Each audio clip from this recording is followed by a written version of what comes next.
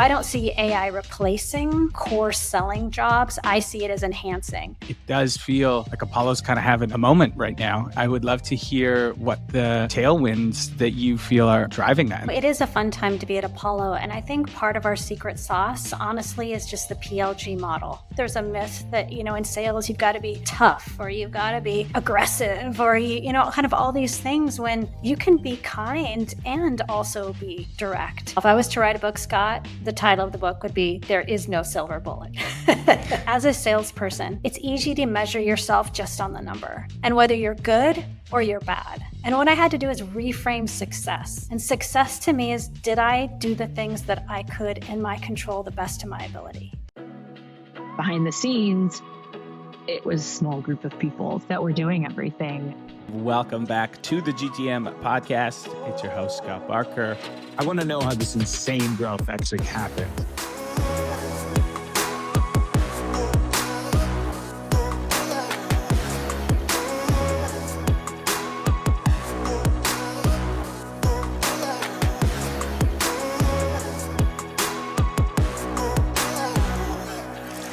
It's no secret that AI is revolutionizing the way we work, and the B2B sales landscape is no exception. Meet Upland Altify, a leading provider of AI-enhanced sales solutions designed to help revenue teams work smarter. Large organizations around the world trust Altify to overcome sales challenges and simplify complex processes. This Salesforce-native suite of sales solutions empowers sellers' productivity, streamlines workflows, and uncovers hidden opportunities, all leading to significant revenue growth. Learn how Altify can maximize your Salesforce investment and transform your revenue team. Visit www.uplandsoftware.com/Altify to see Altify in action. Hello, and welcome back to the GTM podcast. Scott Barker here, as always, and thank you for lending us your eardrums for the next 45 minutes. We always appreciate it. And I've been excited for this conversation for a while. I am joined by Leandra Fishman. Leandra, welcome. Thank you so much for having me, Scott. I'm excited to have the conversation with you today. Super excited to have you on. And you're coming live from Cabo. So we've got the radiant sunshine vibes coming through the Riverside platform right now. Yeah, there's no troubles in paradise, I can tell you that. I love it. I love it. It's been beautiful up here in Vancouver, Pacific Northwest. This is the time to live here. And there's months when it's not the move at all, when the seasonal depression kicks in over the winter. But the summer months, it's pretty nice. It's beautiful. So I always like to do a quick background for our listeners. So Leandra Fishman is the Chief Revenue Officer at Apollo. I imagine most of our listeners are very familiar with Apollo, but it is a leading go-to-market solution for sales and marketing teams. One thing that's really cool, it's actually one of the fastest growing companies in SaaS right now, with 9x ARR since 2021, which is incredible given also the tougher times we've been in over the last couple of years. So 9x in that time period, you deserve like an extra gold medal for that, I think, and currently valued at $1.6 billion. So have joined the Unicorn Club. And I know you guys serve incredible companies like Qualtrics, Customer.io, Census, as well as literally millions of go-to-market professionals across the globe. And even before that, just such an impressive background.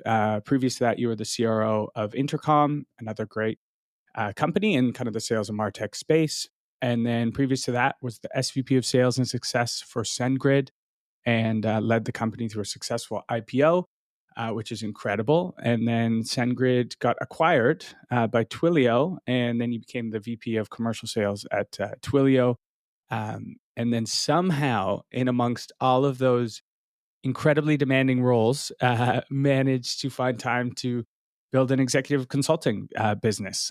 So working on projects from sales and marketing strategies for startups to creating full business plans. And then you serve on various advisory roles for VC firms as well, which is super cool. And I got to ask, how do you fit it all in? And then also go hang out in Cabo? You've got a lot going on. Well, I think the two positive things that have come out of the pandemic, one, outdoor dining, and two, remote working. So it's a pleasure to be able to still be able to connect with team members and customers, but also be able to work anywhere. And I have to tell you, when I'm in a full-time role, a lot of those other things take a back seat. But it's so great to just be a part of an overall network of just smart, driven professionals that are excited about building businesses. And with my expertise and all the things I've seen in the couple of decades I've been doing it, I always really love to give back and give advice, especially when you're starting to build a new organization and kind of making decisions at key hires or making key model decisions. If there's anything I can ever do to support people in making good decisions, I'm always available. I love that. I've found because I've ran my own kind of management consulting company behind the scenes for like 7 years as well. And even when I was in, full-time roles, sometimes these little like projects I would pick up, they'd be super creative to what I was doing at my full-time role, right? You go in, you learn a new business, you learn a new go-to-market strategy, and you can tease out certain things. And you're like, oh, I think we could apply that in this way to this other role, which is really cool. And of course, the network effects too. You meet a lot of really smart people along the way, and sometimes you can poach them. You don't want to poach from clients, but like how it goes. You build long-term relationships with long-term people, and great things end up happening. So You're so spot on there, because I think you do meet a lot of interesting people. And when you've seen a lot of things, I'm sure you've noticed there's a core foundation to sales that's applicable in any situation. And when you're building a team or you're targeting a certain specific solution or you're going to market a certain way, the core fundamental of sales, which is solving customer problems and, being able to have an impact and influence in getting something of value and being then able to drive revenue through that, no matter who you're working with, it's always there. And I've really found that it's fun to also help people avoid the potholes. I'm sure in all of your different journeys, you've learned some lessons.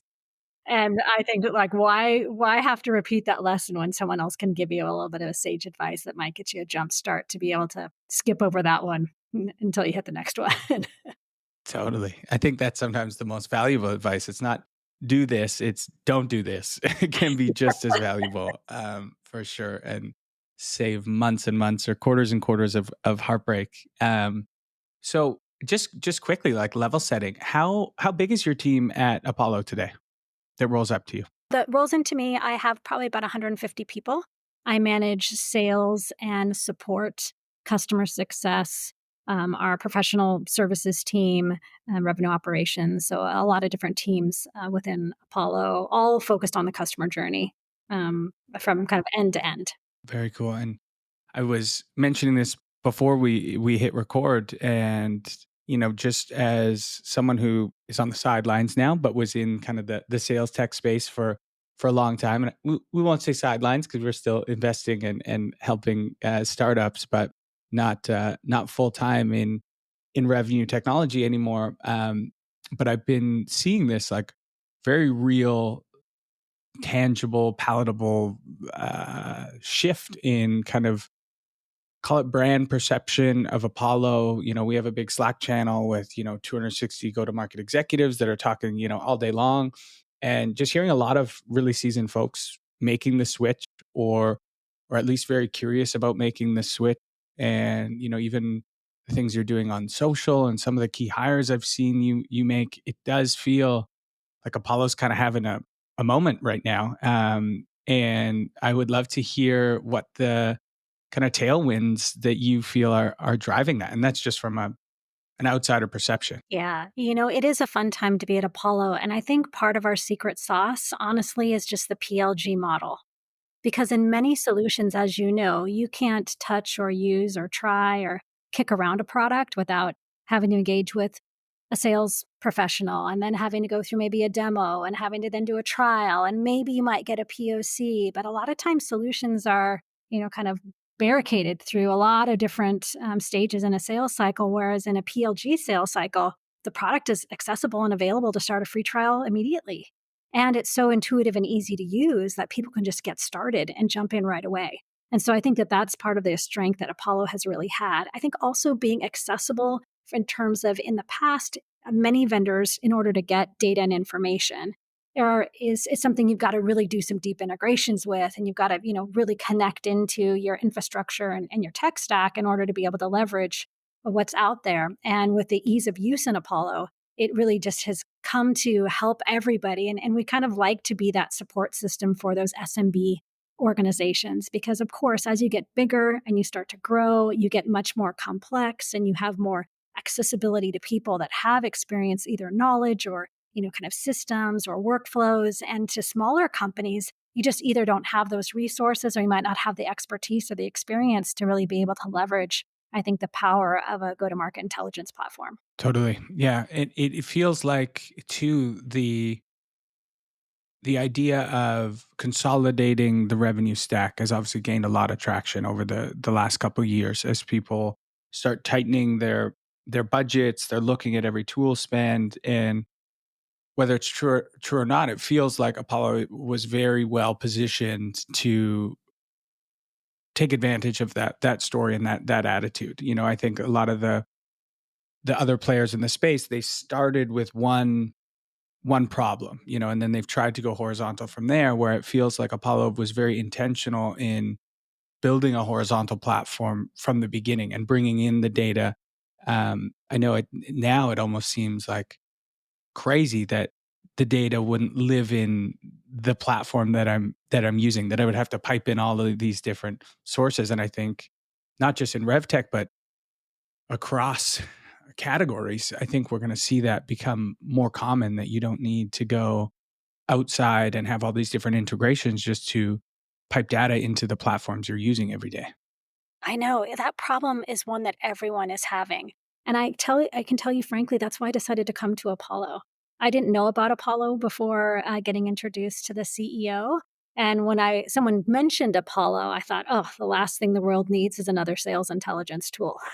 We've all had that feeling at some point, and they're not stopping. By the way, as an investor, I know. there's still 47,000 being built every day.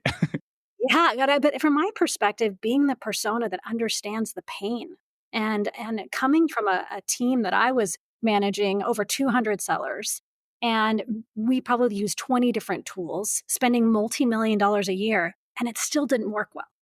And so the frustration of having the integrations, when you try to migrate, the interoperability, the workflows, how do you really give the right message to the right contact at the right time when you can't even coordinate, all of that to work together seamlessly within a tech stack? And so when I heard about Apollo, and then I actually went to do a free trial myself, I was just like, I just had an aha moment. And for a moment, I was like, I want to prospect. Like, even in my day, I still consider myself a salespeople. And I got so excited because I was like, everything I need is right here. I don't have to go stitch 5 to 10 things together and then hope, cross my fingers that then, I can get the right workflows and information and analytics out. It's all right here. And so the power of the problem and the solution really just came together for me in a way that I thought, wow, Apollo's really special because it's different. Yeah, definitely a different approach, and that approach seems to definitely be paying off, and what the buyers want today now more than ever. So you mentioned this PLG motion being a big part of the success, and allowing people to get their fingers on the product is huge. Walk me through a little bit about sort of the product and pricing strategy. So you have PLG. When does that upgrade? How did you think about that? Because I think there's always a fear, right, of like, okay, we don't want to just work with small companies. We want some big contracts as well. And if we do PLG, is that going to pigeonhole us to like the SMB mid-market space? Walk me through some of the behind the scenes sort of pricing and product strategy. Yeah, for us, we really want to have the best customer experience at the lowest cost to serve. And in my mind, when a customer is raising their hand, better understanding some of those nuances about maybe those customers' demographics, or really getting targeted before knowing who those ideal customers are for you, you can direct them to your experience. For example, we've done a lot of work on really trying to automate the process so you can actually see a demo and get a video even before talking to someone. And so if you're a smaller customer, maybe that just is unsure about if this is the right solution for you, maybe is not ready to have a conversation, or just know you need something pretty lightweight, you can actually have an experience and get all the information answered and get the questions and see the product, and then jump into it or decide to be able to put in your credit card. And for larger customers that are looking for more, they have more complexity, or they've got more security requirements, or, they really want to make sure that the APIs, they want to use it and leverage it in more of a kind of an API usage type model. You can absolutely get on the phone and talk with one of our account executives and our solutions consultants to really help you think about how to design and architect ultimately what you want to do. And so it's really allowing the customer to connect in with us in the way that they want to buy, not forcing them into one lane or another. Because in some situations, you're right, you can't even talk to somebody if you want to. In other situations, you can only talk to somebody and you can't go anywhere without it. And so we've tried to leverage both of those avenues by saying you can choose your own adventure. If you want to have a demo, if you want to have a conversation, if you want to get in and start a trial, you want to kick it around a little bit, either way, we're here to support you in the way that you want to purchase. Yeah. Certainly feels like the future. We're putting my buying hat on. We went through like a CRM evaluation, and the amount of friction that would come up in some things of like I just want to be, listen, I kind of know the space, like I've done the stuff. I just like, there's a few boxes I need to tick, and you're just like forcing me down this journey. And like that had a big impact on who we ended up going with, was just the complexity that was almost forced on myself as a buyer, which is a crazy way to be losing deals. Like winning deals is hard enough. You shouldn't be losing them based on friction that you are implementing. It's tough. Isn't it interesting to think about that also from that consumer perspective? Because I think we all are consumers, right? And when we think about now the ease and the speed of how you can make consumer purchases and choices, you also is coming into your business, choices, and really wanting to just have a little bit more accessibility and be able to be more educated coming in, which, as before, sometimes, a decade or two ago, you actually couldn't get any information and you didn't know how to compare. And now so much information is available that a lot of people are coming in well educated and really just wanting to understand the nuance difference versus like needing an education from scratch. Totally.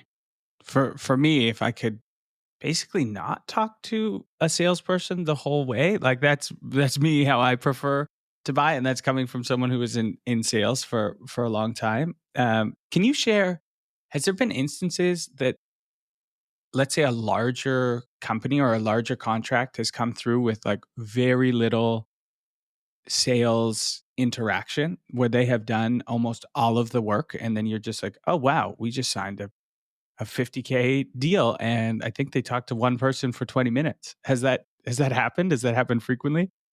Not usually starting off in that large amount, but what happens is you'll get one or two users from a company, and then it starts to just kind of go viral in a company. And then all of a sudden they're just adding licenses and adding licenses. And then all of a sudden you notice, okay, through our product qualified leads and through identifying our product qualified accounts, we're really like saying, oh, this account is growing on its own without any touch. And so then they're getting up to that 50K. They're starting to spend a lot more money, and you really want to see how they make sure that they're using and adopting all of the functionality and getting the value out of it. And then how can you continue to make sure that they're getting the level of support and best practices? Because again, a lot of companies have expertise and some don't. And so you really want to lean in, because it's ultimately, when you're a PLG company, it's all about product adoption.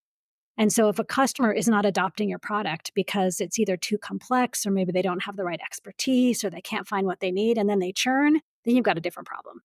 And so it's one thing to bring the customer in, it's a second thing to keep them. And I think you really have to be tracking, especially your larger customers, ensuring that when there's no skin in the game because they haven't signed an annual contract, or they're not invested in having that relationship where you can help them through any obstacles that they're having, there's also a lot of risk on the other side that they could just decide to find a new solution, or a champion comes in and all of a sudden they come with different experience for a different solution. And that's what we see, as a risk if we're not actually engaged in some of our larger opportunities and customers. Yeah. Adoption is huge, and just getting them to understand the full breadth of the product, and like, they might be only using a tenth of the actual functionality. And I have to almost stop myself in every interview asking this question, but I'm pretty bad at it. So I'm going to ask it anyway.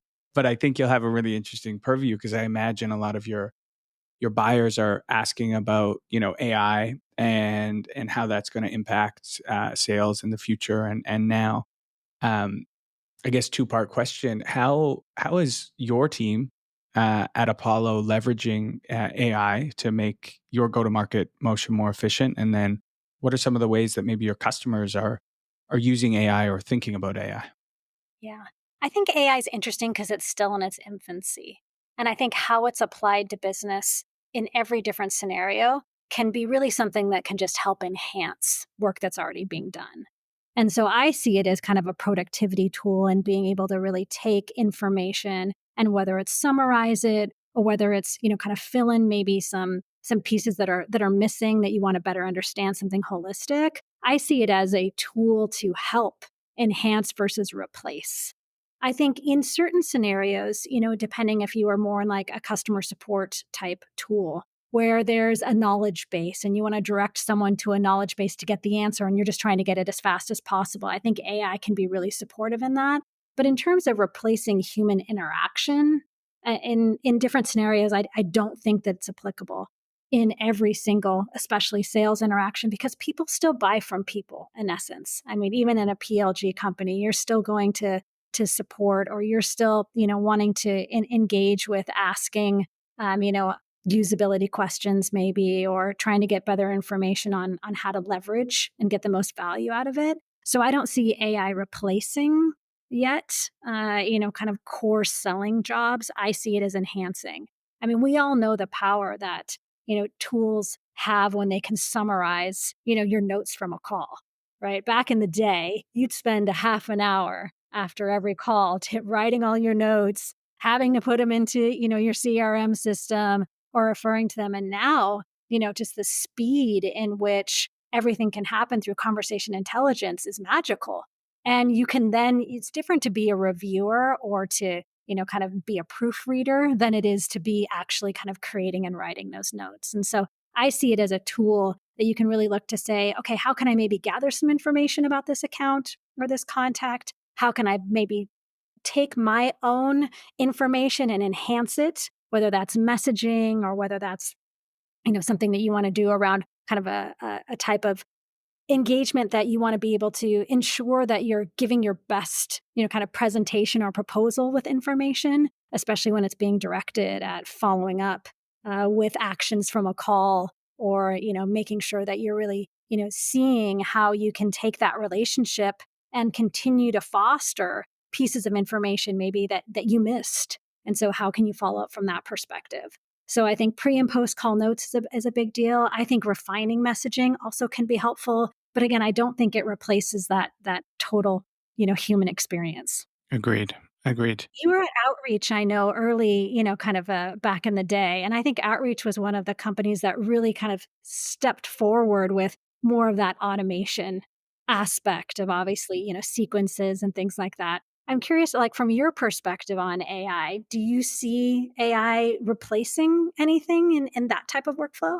No, I think it's about enhancing. We may need slightly less headcount. I would say if I was building a sales team from scratch, I don't know if I would need as many folks as I did 3 to 4 years ago. I think with the right training and enablement, I think you can make a 10x employee a 20 or 30x employee, and I think we'll see kind of the rise of account executives that are just having huge impact on organizations, like kind of like LeBron James of account executives, because they're using kind of all these AI agents to bolster everything they could manage more accounts more effectively.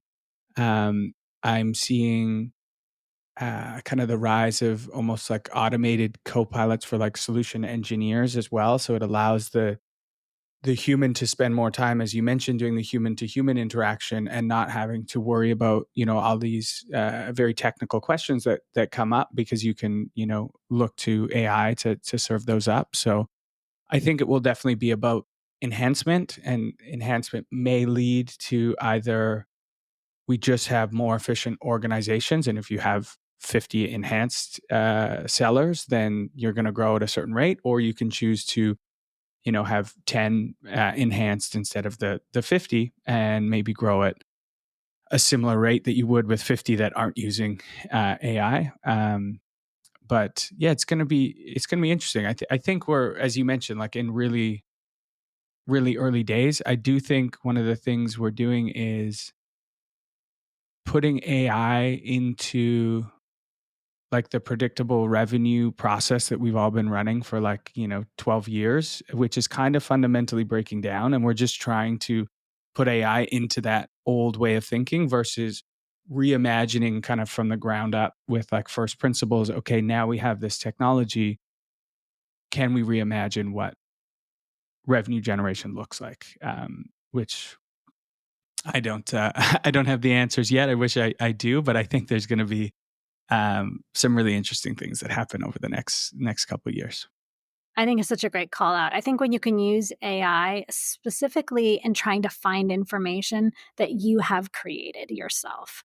Because I think, as we still know, AI has hallucinations and the information can be very general. If you were to just go out and ask, kind of a general, chat GPT or something, some general questions, versus being able to say, like, this is our technical, manuals or our technical training, or, our whole entire enablement library, or our knowledge base for support. And then like you can really direct it into a place to say, like, okay, based off our information, what is the right information that we need to present? Because as you know, salespeople spend a lot of time in either administrative work or research and finding or trying to get help internally, when that could be a faster answer that's just served up right away. So I think that is a great use case example. Yeah, I even think of like how many times I'd have to wrangle like 6 to 8 executives to get these answers that I needed for a specific, deal or something that we were working on. And if you just had those at your fingertips right away, like the speed at which you can get things done is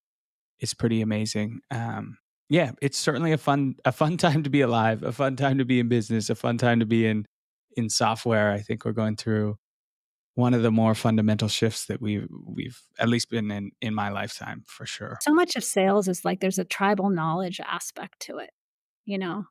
You're always trying to connect with other reps and learn best practices, or I'm sure you've been in a Slack channel and like you'll get 5 different answers potentially to a question, because people that have more experience have seen more corner cases or nuances or use cases, and newer people that, haven't maybe had that, kind of run through on that deal specific. I think it can be really powerful there. So I think that there's ways to help bring people together and bring all of the knowledge together in a way that you can serve it up that would be really, really powerful and help in productivity. Yeah, I agree. I also used to have this kind of belief in SaaS that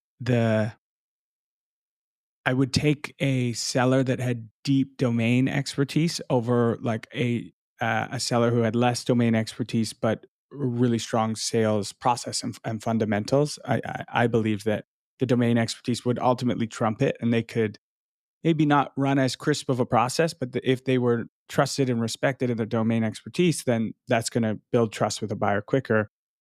And now I think that's kind of shifted on its head with AI, because you can get domain expertise very quickly, or you don't even need to hold it in your head. You just need your co-pilot to have it for you. So it does go back to those like human fundamentals of building trust becomes more important than ever. 100%. I think the unsung heroes are many times the sales engineers and the solutions consultants. I also don't consider myself like a highly technical, salesperson or leader. And so, I mean, I would always be relying upon the technical gurus to help kind of navigate through situations, because it's some of those nuances that can make or break a deal. Yeah. And erode trust if you get them wrong, or you're speaking out of turn. There's nothing quicker that can break a buyer's trust. We're going to take a quick pause from this interview to talk about hiring. Hiring for startups is really hard. You are battling the attention of smart, driven people, being bombarded with a ton of opportunities. Plus, it can be time consuming going through all the candidates and challenging to know who is the best fit. Should you hire the person who's been there, done that? The up and comer stepping into the bigger role for the first time? Is stage fit or domain expertise more important for this particular role? Most recruiting firms fill an order. For us, we highly recommend IPS. They are just a different breed of search firm. They've dug into your business to understand its current state and the future vision and are relentless in their pursuit of finding the very best leaders, salespeople, marketers, engineering talent that you need. Integrity Power Search has placed over 2,000 candidates for early to mid-stage startups in its 12-year history, with specialists that focus by function, leveling from mid-level ICs all the way up to the C level. All right, so with a very senior team, I've met them all. They're pretty rad, including past startup operators. You know, they've seen firsthand the change of trajectory your company can take when you are intentional and aggressive about bringing the right people at the right time. So whether you want advice, have one hard to fill role, or you have a full team build out, we can't recommend IPS enough. Visit Integrity Power Search. That's www.integritypowersearch.com to learn more or connect with them on your next search. Well, I want to shift gears a little bit. We love to talk through kind of personal stories on this podcast. I think people can learn a lot from folks' learned experience. And, you know, I think from the outside looking in, you know, someone takes a look at your career. It's a very aspirational career. You've held some incredible positions at incredible companies. And people might not know that also sometimes comes with a feeling of imposter syndrome. And I know that is something that you've shared openly that you know you've struggled with throughout your career. You had a bit of a unconventional professional journey to CRO, and I think it's important for people, particularly young people, to hear that side of a journey. So, would love to hear kind of your journey and how you ended up, you know, where many folks probably listening hope to end up, but some of the kind of internal battles that you've gone through. Yeah, it is such a journey. I think every step in your career is an opportunity to learn and be reflective. And I had never planned in getting into sales.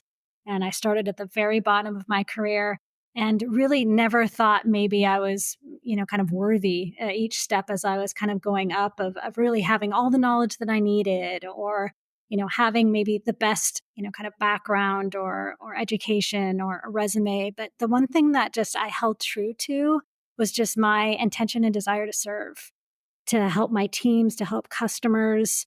I always believe that if you have a great attitude and you work hard and your intention is aligned with really delivering value, that good things will happen. And so luckily, I've been able to, see that come to fruition for myself in my career. But it's not easy because I think you always have those thoughts in your head that you're not good enough or you're not doing enough or you don't know enough. And for me, a lot of the things that I've done every step of the way kind of required a little bit of a leap of faith in myself because I didn't have necessarily kind of that support going all the way through. But I also, in a way, was kind of fearless to try new things because I think that the lesson is in the experience that you're having, not necessarily in the outcome. But I think for sales, it's easy to get kind of wrapped up in the number. And while it's fun to drive the number, it's also can be really hard on your self-esteem and self-worth if you don't make the number. And sales, as we know, also is very kind of emotional in terms of the rejection and the high highs of, building relationships and winning deals and the low lows of the, feeling like, maybe you're not in the right position or you can't make any money. And I think especially being in sales, the volatility of, kind of the financial stability of it can also, just heighten the intensity of being in a sales role that, it's uncertain, next month, next quarter, if you're going to make your number and if you're going to make enough money and things like that. But I mean, what I would really tell people is trust in yourself and know that, if you really keep focused on having good integrity and good intentions, and really if your desire is to help customers solve problems and build good relationships, that the success and the money comes. I don't think I ever was focused on the second part. I was just always focused on the first part. And luckily it all came together. But it's not an easy road and it has its ups and downs. And, trying, I think, a lot of different things, knowing where your strengths are. I started my first half of my career more kind of an enterprise. My second half of my career has been more in commercial and velocity and PLG, much more as emotion. And just knowing that the core skill set that you have, put yourself in that role wherever you are. and just try and be a problem solver. Because I think that's what I actually love to do the most is solve problems. I think it's fun, it's creative. Looking for things and being one or two steps ahead or realizing there's two or three things that connect into that and trying to broaden out a little bit more than just saying, okay, here's just what's in front of me. But what's actually sometimes in front of you is just a symptom. It's not the root cause of the essence of maybe what's underneath it. And so really kind of being curious and digging in to say, okay, how do I be really thoughtful about trying to solve problems in a bigger way or connect dots or, really make sure that whatever your goal is that you want to try and have a solution that's ultimately adding value. Because if you don't believe it, your customers aren't going to believe it. And I feel that same way about leadership is that my goal and my desire I take very personally is like ensuring my teams can be successful.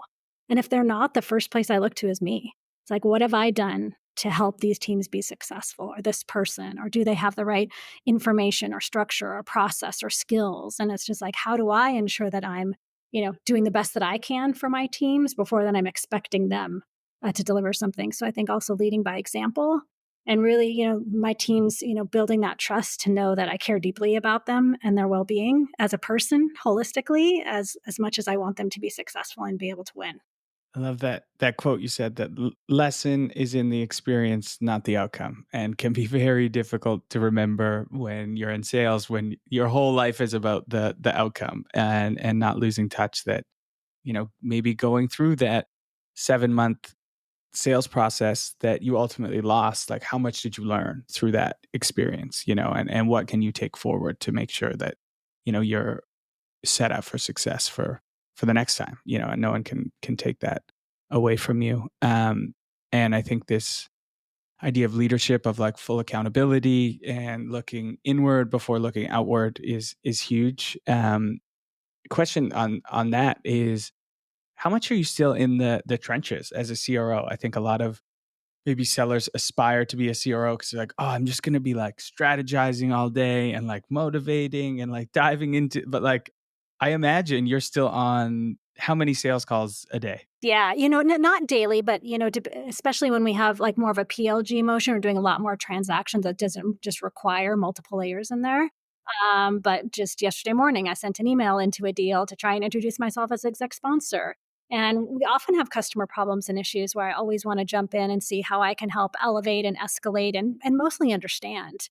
On the support side, I get pinged a lot, as you can imagine, from customers that are frustrated, either and with our, the way our terms of service are, or billing, or not getting the support answer that they need, or frustrated with some functionality. And so I really believe in staying really close to the customer because I think that if you don't, that's where the magic is. Understanding what your customers are going through or understanding your buying cycle, being really clear and knowing how to ensure that they understand the differentiation, that they're getting the value out of that product, it really, really matters in the end. So I find, my favorite thing is to be on forecast calls and just hear about deals because it also helps me think about strategy.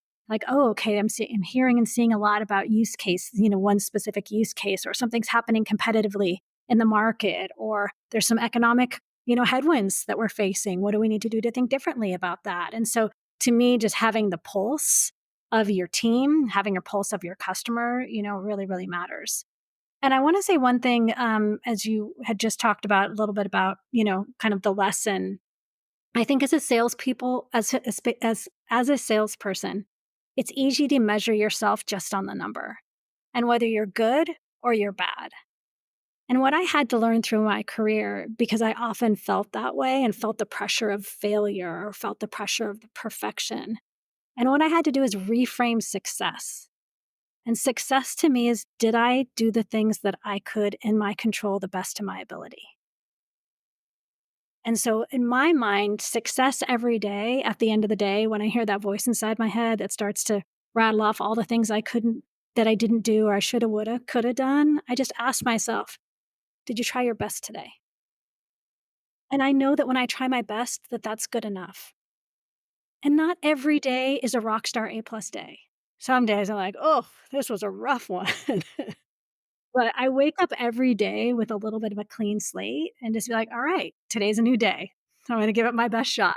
And at the end, Before I go to bed, I do my own little measurement and sometimes, have a hard conversation with myself. But at the end, I just know that if I try my best, that is enough. Yeah. Did I do the things I can control to the best of my ability today? I think that's a great one to just keep rattling around your head. And yeah, as you called out, the best of your ability might change from day to day. There's days where you're not at 100%, but you can still give whatever level you're at 100% of that level. And I think that's a great way to do it. And I can relate with the amnesia. You kind of have to when you're doing really hard things day in day out. You can't just be like, okay, well, that was yesterday, and today is totally different. Staying in the present moment can be a superpower for sure when there's always new problems to solve and they stack up quickly. Looking back at this career that you've had and this incredible success, is there anything you would do differently given a second chance? I'm a little bit more of the Zen mindset, like everything happens for a reason. And I think different experiences that I had gave me knowledge, whether that outcome turned out good or bad, that then I was able to apply in a new situation or in a new time. And I think looking back at myself now, where I am 3 decades into my career, I'm so much kinder to myself than I think I was for a few decades. And so I don't think I'd change anything. Because only even in some low spots, I say, if anything, I tend to stick things out way longer than I should. I call myself an optimistic realist. And sometimes I don't listen to my gut when my gut's like, cut bait, like, let's go. And I'm like, no, no, no, no, no. We got to give it a good shot. We got to keep pushing through. I tend to ask myself always, what's the harder thing to do? Because I think, oh, doing something hard, that's like where the magic is going to be for the lesson or the personal growth or the experience. And what I recognize sometimes is like the harder thing to do sometimes is just to decide that this isn't working instead of overcoming every obstacle. That actually every obstacle isn't meant to be overcome. It's a sign that you need to change direction. And so I think I would just be a little bit more thoughtful looking back and saying like, okay, is this a sign of something that means that maybe this isn't working and what's my gut telling me? Because I can override it with rational thinking or what I think I should do versus what I really want to do.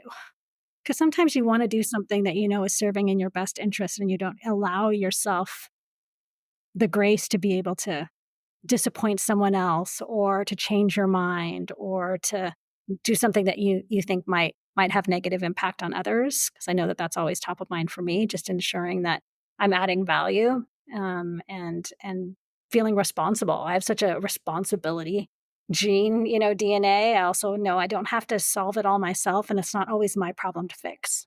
Yeah. I think that's a great reflection. I guess that's almost the downside of the full ownership and accountability and knowing that a lot of the lessons come through hard things is sometimes you just grit your teeth and go through the hard things when sometimes it's telling you this is not the way, and we've tried really hard, the universe, to tell you this is not the way, and you're just not listening. And there's no lesson here, by the way. It's just not working. It's a tough No. one.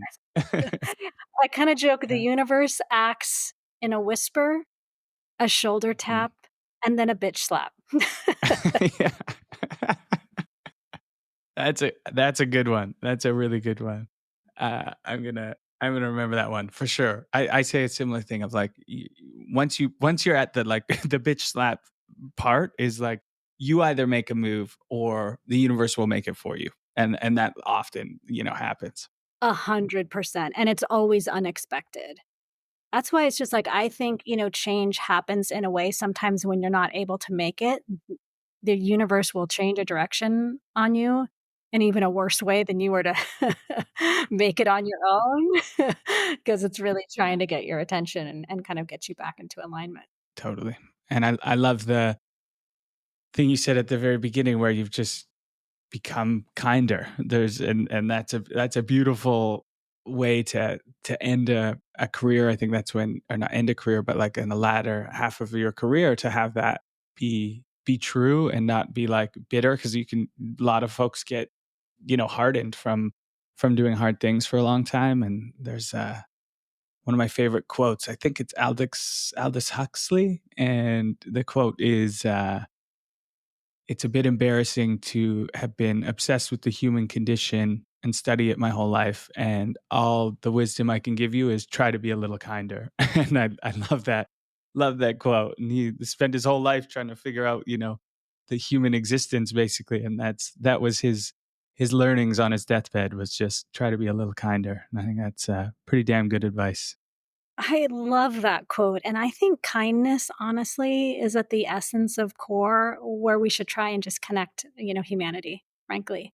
And I think that there's a myth that, in sales, you've got to be tough or you've got to be aggressive or, kind of all these things when you can be kind and also be direct. You can be kind and also, be, kind of driving, but you don't have to do it in a way where it's like eat or be eaten. You can do it in a way that's just like, "Hey, there's plenty for everybody, and we all have opportunity when we can unite together and win together. Because most people don't win deals alone. It takes a village to close deals, and it's more fun, I think, to win together than it is to win by yourself anyway. But I think, when you can be kinder also to yourself is when you can be more appreciative of others around you, whether it's coworkers, whether it's customers. I think a lot of times the way people are acting are just kind of an internal projection of how they feel. And, when I stopped judging myself is actually when I stopped judging others. And that took a long time for me to do. But I think if we can be a little bit nicer to ourselves, then it goes a long way. Great advice. We talk a lot about outward tactics and strategies, but the real game is inward, and a lot of the work that you have to do for your own, how you view yourself and how you treat yourself, and that's just going to be reflected in all the different ways you show up and solve problems for your customers, for your team. So that's I love that. All right, as we wrap up, I got two final questions for you, and I always keep these the same. They are intentionally vague, so you can take them anywhere you want. First question is, what is one widely held belief that CROs today believe to be true that you think is bullshit or no longer serving us? I think one widely held belief of a lot of CROs is that in a sales led model, the salesperson can do anything. And I think the reality is in a product led world, you have to ensure you've got the product strength or your salesperson won't be able to get it done. And I see so many cross functional situations where they either think that the salesperson can sell the full cycle, which I do not think is true, or that the salesperson just can figure out how to get a deal done even if the product doesn't work.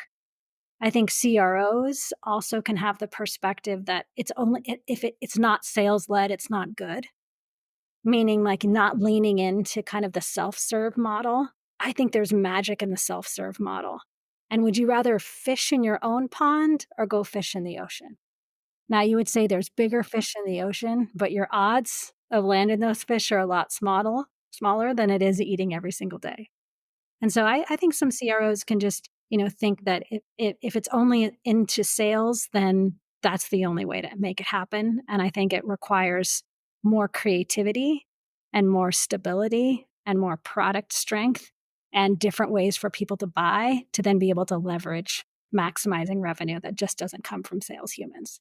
Great call out. And yeah, you think of, even if that is sometimes true, where sales can pull a rabbit out of its hat and like make up for all these product defaults and get a big deal over the line, well, where does that leave you? Then there's this huge gap between what the customer is kind of expecting and alignment between product and sales. And it's ultimately, you're just, someone put it as, you're just like selling churn. You're getting it done, but it's just going to churn in a year, and you got to report all that to the board, and it's so much time and resources. And I think in the self-serve model, there's just so much more alignment between the entire organization, because you're forced to. The product has to be exactly in line with sales and marketing and messaging and positioning. And if it's not, you're going to find out very quickly because people have their hands all over the product. So that I love that. Second question is the old silver bullet question. People are always looking, what's one thing I can do today that's going to completely change my quarter? And unfortunately, it doesn't work like that. But there are tactics and strategy that are working. What is one go-to-market tactic or strategy that is actively working today for Apollo? First of all, if I was to write a book, Scott, the title of the book would be "There Is No Silver Bullet." I like it. It's a very good title. I think you should write this book. I think that title alone would sell a lot of copies. Because what I find is that it's 10% of 10 things, and that's going to have the exponential lift. And I think for us, again, our sales model being PLG is, I think, such a powerful way for us to really help customers quickly, get them onto our platform, appreciate the value, and then be able to go in and upsell them either for incremental functionality or bringing it more cross-functionally across teams. And so for us, just having this motion of really signing up thousands of customers every single month, and then really being able to say, okay, which customers do we think show kind of good product adoption, or which one do we think have great opportunity for expansion? And so really mining your install base to be able to look for the right customers to help them expand and grow and get value. I think that's where a lot of the magic is. So I think, PLG to PLS, product-led sales, I think that that's a really strong motion for us. And we want to continue to really invest in those areas to make sure we're applying humans in the right places, because those humans absolutely have value. You just don't have to have them every single step of the way. I like that. I would encourage folks listening to make that super actionable. It's almost just audit your whole buyer journey and be like, is there areas where we can remove friction and remove a human? And even if your product isn't self-serve, can we create videos? Can we create interactive demo environments where you can get this feeling of a self-serve motion to your customers? I think is a great thing to do. Well, Leandra, this has been a great conversation. Thoroughly enjoyed this one. So thanks for spending the time with me today. Are you hiring at Apollo? Any things you want to shout out? I'm sure folks listening hear your leadership and your passion and might want to get aligned with you and the team at Apollo. Yeah, absolutely. First of all, please feel free to find me on LinkedIn. It's probably the best place to find me. I try and send a thought article out every week or so to help leaders or salespeople just thinking about different things like forecasting and performance management and how to think about, selling to different types of customers. And so please find me on LinkedIn. But yes, we're always hiring at Apollo. So please go and check out our hiring page at apollo.io. We would love the opportunity to have great team members join us on our fun ride. I love it. And if you haven't actually checked out Apollo yet, go sign up. We just talked about It's PLG. It's free. Just go get your hands on it. You can play around. I know it will have an impact in your organization. But Leandra, thank you again. And for all our listeners, I say it every week, listening is one thing, executing is totally different. So hopefully you got some ideas that you can take back to your organization. And we will see you all next week.